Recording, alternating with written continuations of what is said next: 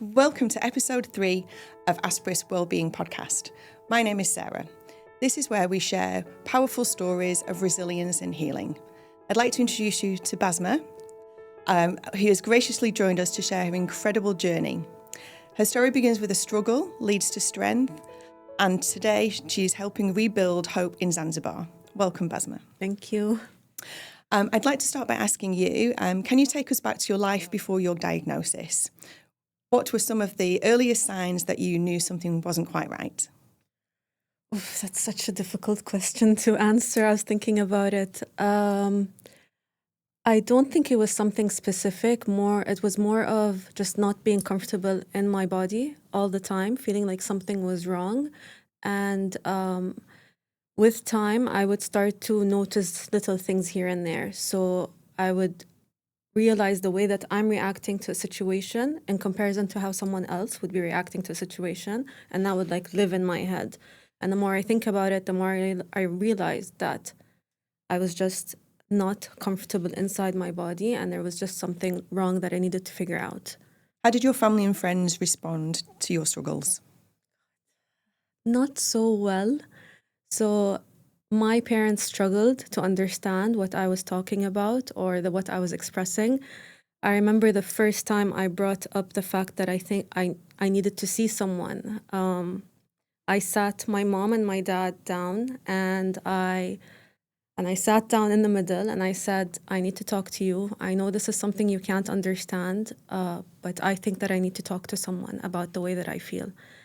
And I'm known to be the very bubbly, happy, cheery person at home, especially. My entire family sees me that way. So I remember my dad's reaction was, tell me it's your sister, tell me it's your friend, tell me it's your mom, but never tell me it's you. I don't think that you need to see someone. There's no way that you can convince me that you need to see someone.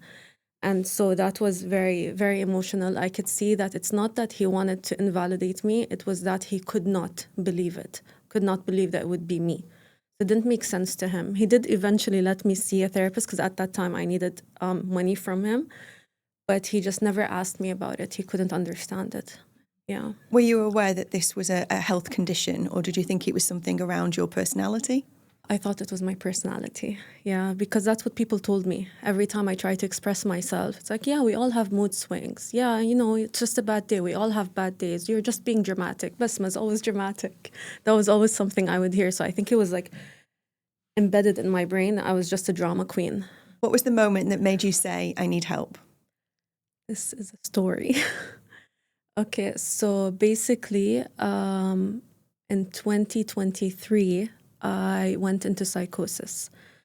So I remember I was already kind of crashing slowly, and at that time my sister was supporting me a lot, my eldest sister Randa, so she knew everything that was happening all the time. So there was this event that happened at that time, which was the earthquake in Syria and Turkey. So I knew how I react to these types of things, so I was avoiding social media at all costs. I did not want to open, I did not want to see anything. And I think that was a Tuesday or Wednesday. And then on Friday, I was home and I decided to open up and see everything. I ended up calling my sister, and she wasn't home, so I was telling her, I'm not okay, I need help. Something is not right. In that moment, I remember, my dad's not going to like this, that I lost faith completely in everything. It was already dark. It just got a lot darker suddenly. I could not see light anymore. I couldn't understand. I understand wars. I could not understand why something naturally would happen. So I suddenly just stopped believing. And I think that's really scary. When you stop believing, everything just goes downhill from there. So I was hitting rock bottom. So I called her and I said, I'm really not okay. I'm scared of myself. And I remember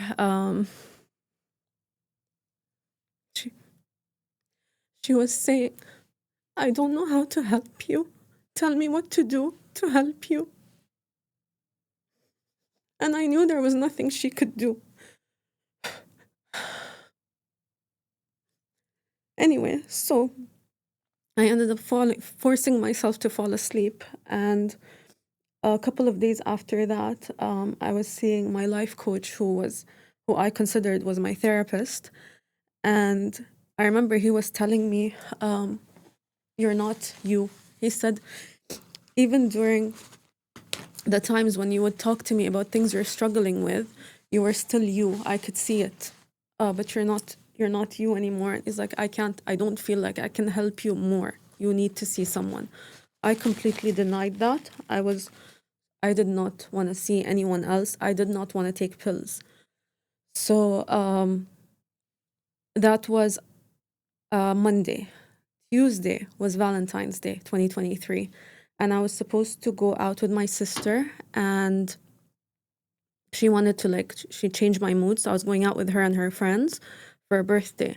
And my thing was always that if I'm capable of getting up and putting on makeup, then I can get through the day.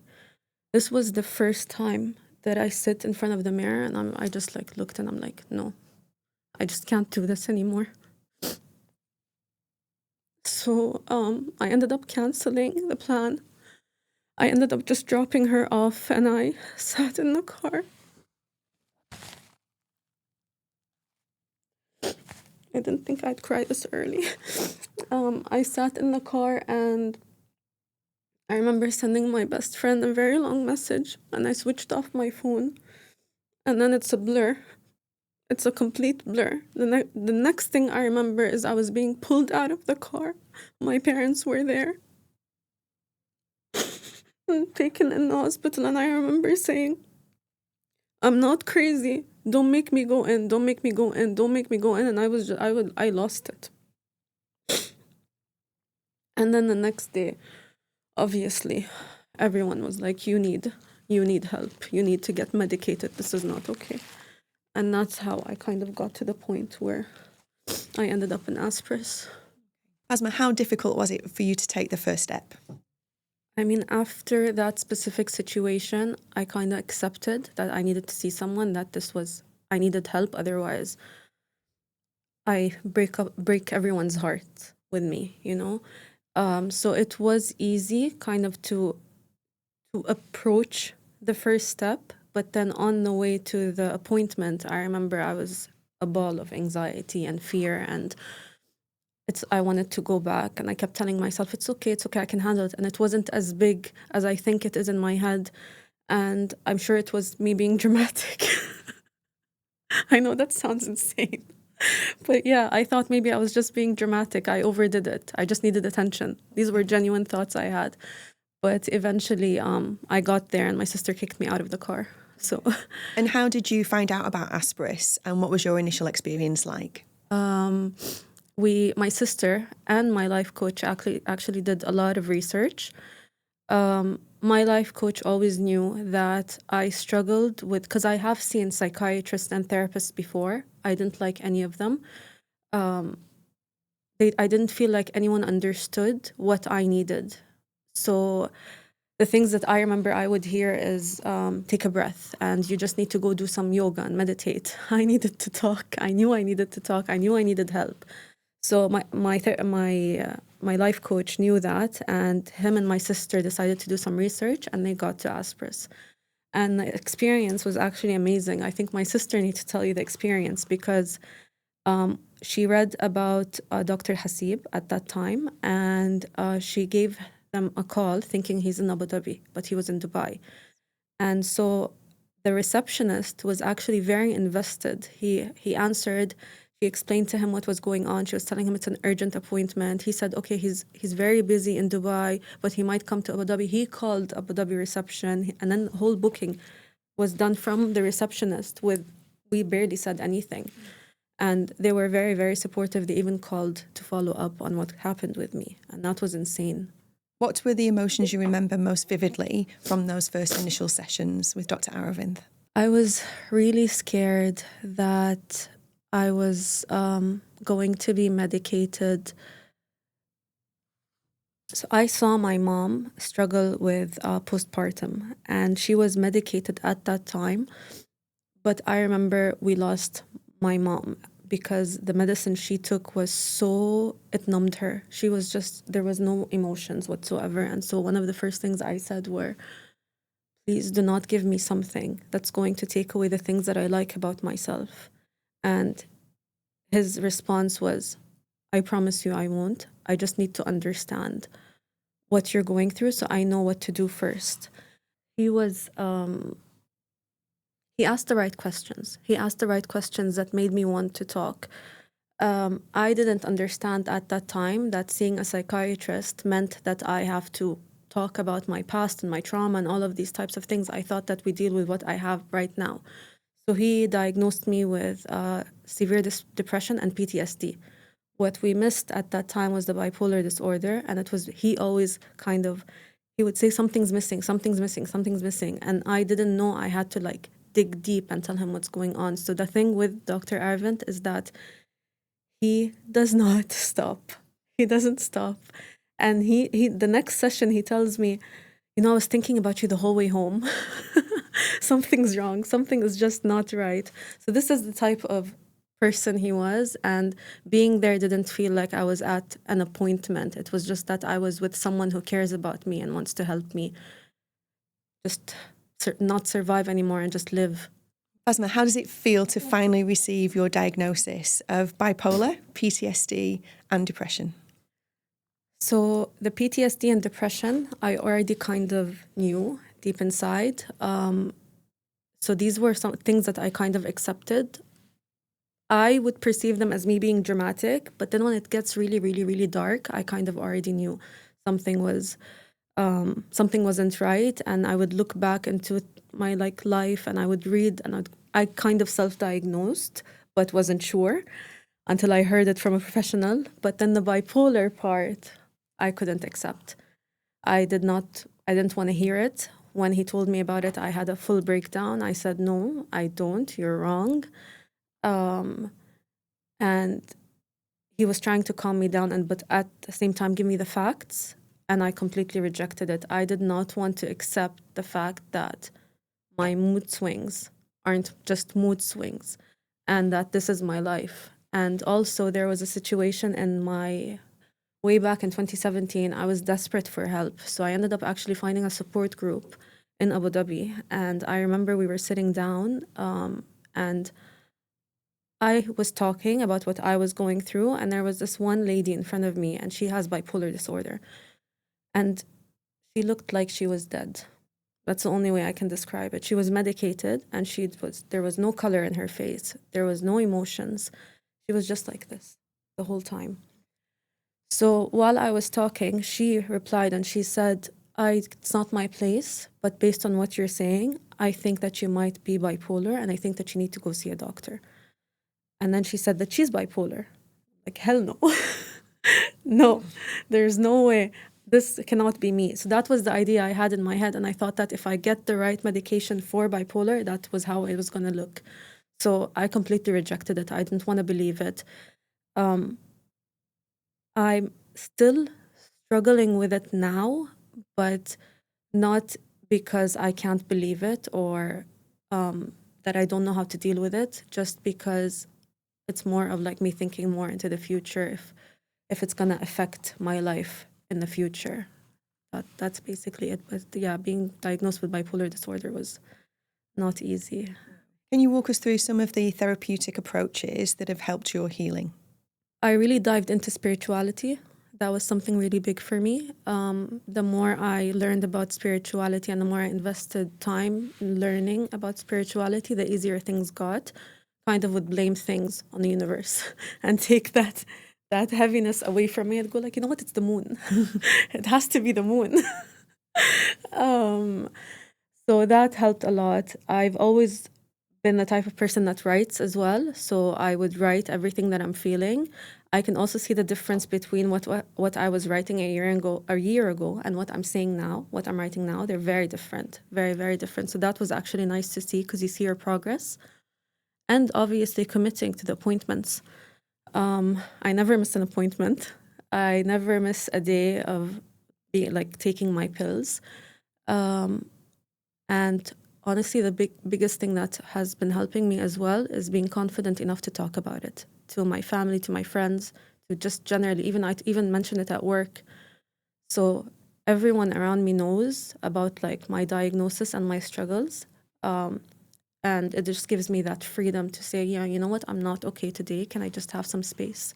So these types of things helped a lot. What would you say to someone considering starting therapy? I would say just try one session. That's something I always tell people. I say just try one session. That's just the first thing that you have to do. I know that it's not easy, and I always described it as just being naked in front of a mirror and having someone there watching you be naked in front of the mirror. You know, everything's just out there. So I know that it's not easy at all, but the therapy part, the sitting and talking, is the easy part actually, and I think people don't think of it that way. It's when you leave the office that you have to work on what you realized inside. That's the hard part, but it's not. It's something definitely especially in my generation, and I think my culture, something that is at this point a must do. You have to do it. Tell us about your decision to go to Zanzibar. When what happened, the earthquake that happened. So the next day after my breakdown, I woke up and I felt the need. I need to do something. So I called charities, one thing led to another. It wasn't really easy to kind of actually take action. So I ended up just taking clothes I ended up at the embassy. And when I went inside, everyone was like packing boxes. And I stayed there for 2 hours helping packing. And those were the only 2 hours in months where I wasn't thinking about what I was going through. And there was just so much joy like from inside of me. And then the next day when I went and there was nothing happening, I just went back to like the darkness. So I always knew I wanted to do like some humanitarian work. I just also knew that I wasn't ready emotionally, because if I have one good day and then the next day is bad, then it's really, really bad.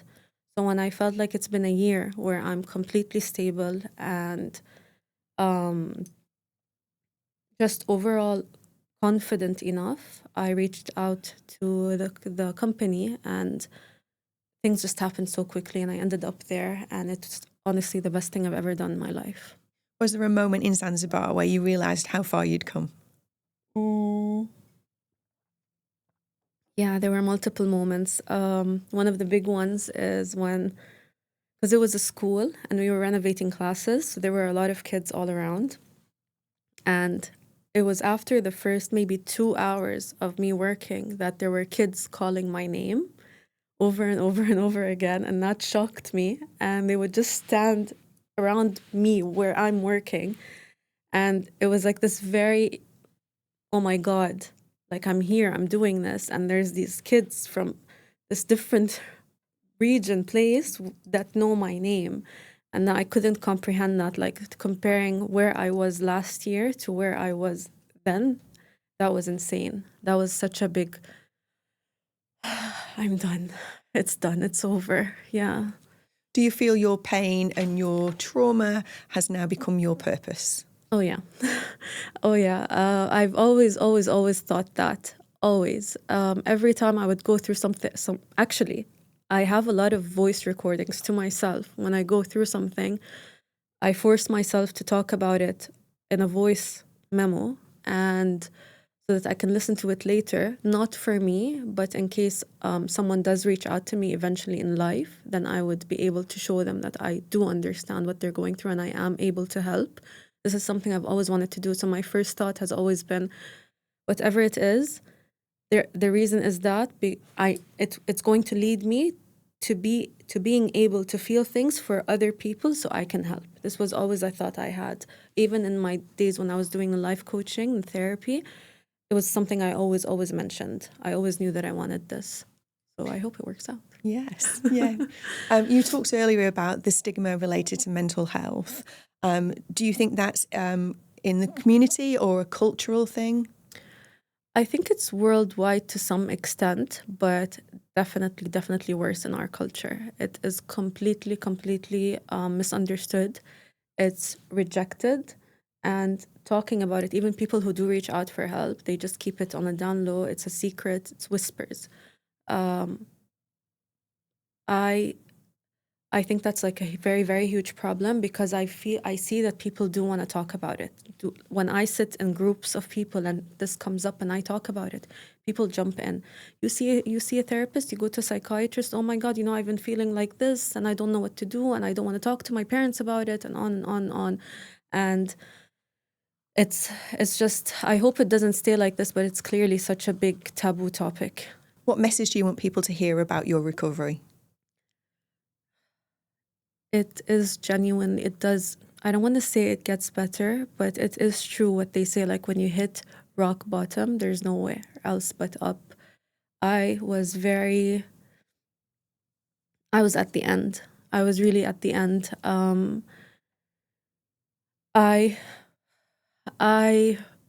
There was no reason for me to keep trying, to be honest. I couldn't sleep well all the time. I had panic attacks constantly. My day was just me being anxious from the moment that I wake up to the moment that I sleep. It was just strictly anxiety. So I was genuinely just trying to survive. So if I went from that to being here, then I can guarantee that everyone else in the world can. I'm 100% sure. Do you have a message to give your younger self to talk about your mental health journey? Just trust what you're feeling. Don't listen to the outside noise. Trust what you're feeling inside. If you feel like I wish I told myself, if you feel so heavy deep inside, there's a reason for that. And just trust that there's a reason. Even when you go communicate it to people and they deny it and invalidate, still believe that you need to figure out what's going on in another way, maybe not by talking to people. I wish I had known that, because I would have saved so much time and so many days where I was having panic attacks when maybe I didn't need to. Basma, can you give us an example of a time where you didn't really understand what was happening to you? Yeah. So it was the first panic attack that I had. I just graduated like 6 months ago, and I didn't have a job, so I was just sitting there, horrible sleeping pattern, no purpose, existing. And there was just one night where I was trying to sleep and I couldn't. And I had a Red Bull right before. I was going to sleep like an hour before, but energy drinks don't usually affect me. So I was just trying to sleep and my heart started to beat fast. And I was thinking, this is uncomfortable. Something is wrong. But I tried to sleep it off. And then the more I thought about it, the worse it got. And then it was like a massive panic attack. So I was having a panic attack. I just didn't understand. I genuinely believed that I was dying. And I remember I was 21, 22 at that time. And I was living with my parents, and it was 5 a.m.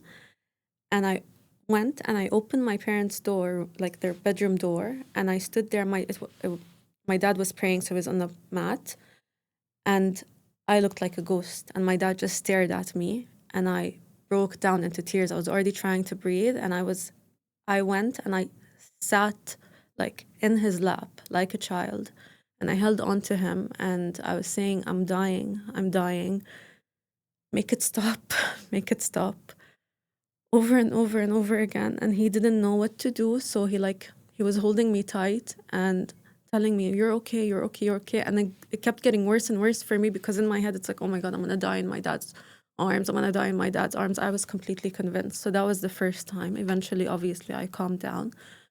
I went back to my room, I slept, I woke up the next day, and I knew about panic attacks, but I didn't know like this is how it would feel, like a heart attack, like I was about to die. So I Googled what I was feeling, and it was instant anxiety attack, panic attacks. So that was like the first time, and that's a moment that sticks in my head a lot. I don't even, like, me and my dad never even spoke about it again. It was just too hard to talk about it. And now that you're stable, what is your relationship like with your family? It's great. The psychosis was actually what helped open them up to what was going on. So my parents, again, I don't remember much, but I do remember my parents being there outside the car, and I'm being pulled out. So them seeing me in in that situation was clearly not in my hands, and I was clearly not even there. It was just a body. I wasn't there. So after that, my dad really, especially my dad. So my mom kind of always supported as much as she can because she went through postpartum, so she had an idea.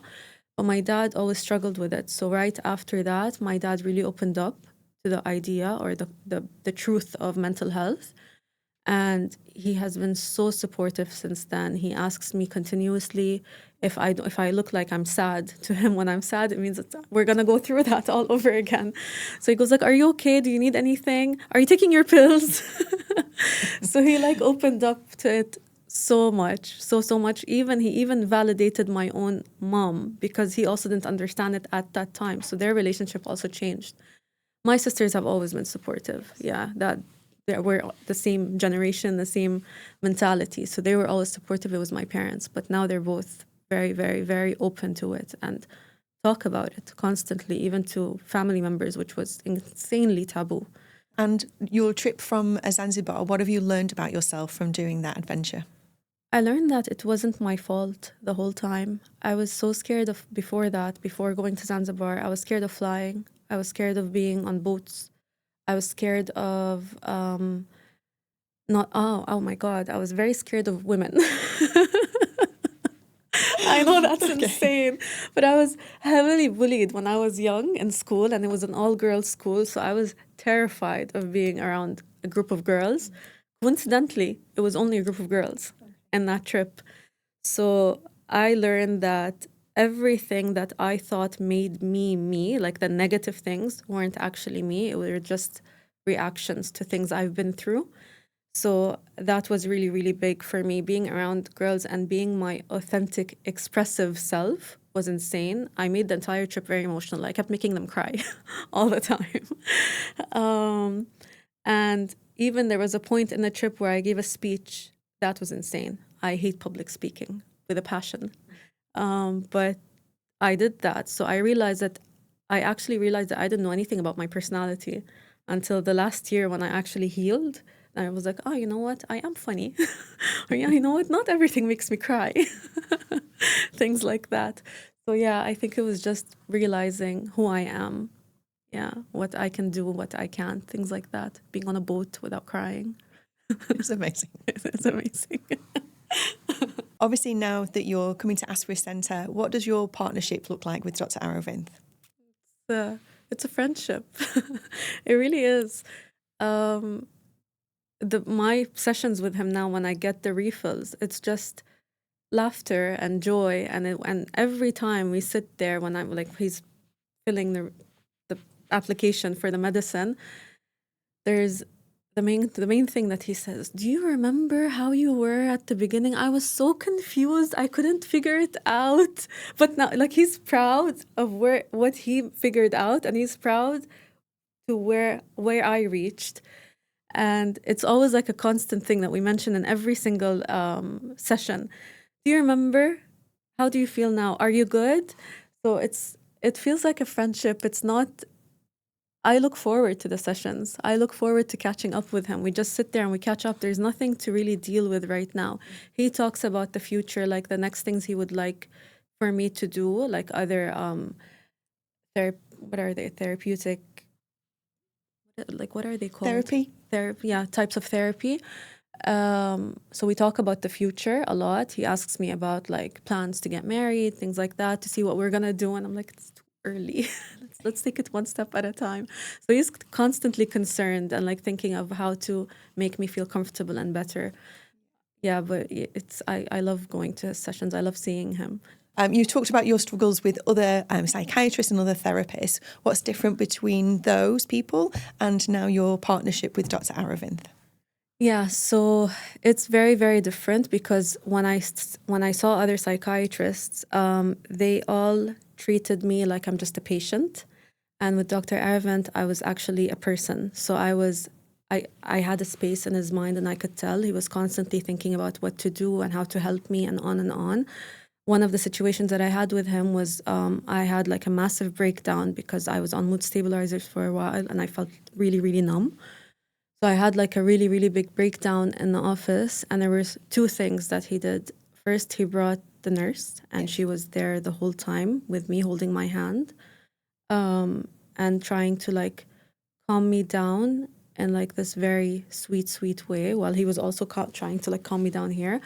And then the other thing he did is that he remembered that I was seeing a life coach. So he asked me if he can take his number and give him a call to kind of understand, like get the full circle of what I'm going through. That's something that no one has ever done. Didn't think anyone would ever do. And actually, when he did have the phone call with my life coach, Neil, Neil called me back and said, no doctor would stay on the phone with a therapist, life coach, whatever, for 45 minutes talking about a patient if he doesn't really care about you deeply. I'll never forget this sentence. And I got really emotional, and I said, yes, I know that he genuinely cares. It's not just, come, do the session, pay the money and leave. It's like genuine care.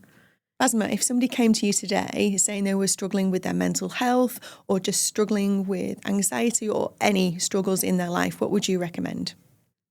First thing, before anything else, talk about it. Please talk about it. Find one person in your life that you can talk to about it.